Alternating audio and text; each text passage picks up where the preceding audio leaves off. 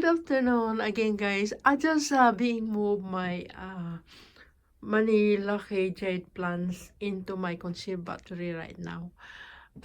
Because I had this outside, and the reason I had to move inside the conservatory right now because it's already winter time in here, and I don't expect these plants gonna be survive during the heavy winter time.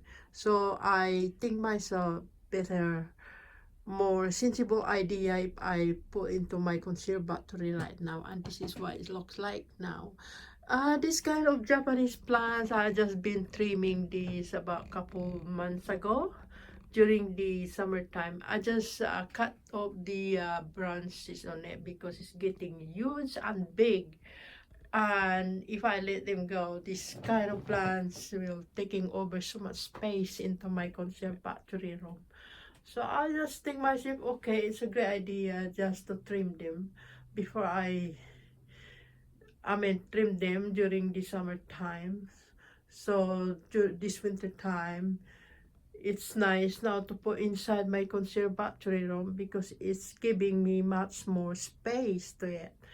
Trimming is not really that difficult. It's pretty easy. Just all you do is just cut off some few branches that is been sticking out. Yeah, and the reason I had to trim this because I really don't have that big room here in my conservatory room, so I got to trim lots of branches on it because this is a lots of branches coming out into this kind of plants that I had.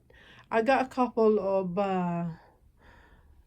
big pots over here, just a couple to it, but anyway, it's been since I've been trimming, it giving me lots of room now here in my conservatory, so I can have to put some few more little plants as well later on, because I still got loads of plants outside, but I think mostly of them I already put back here into my conservatory room. But I think I still got a few more that I have to bring inside my conservatory room.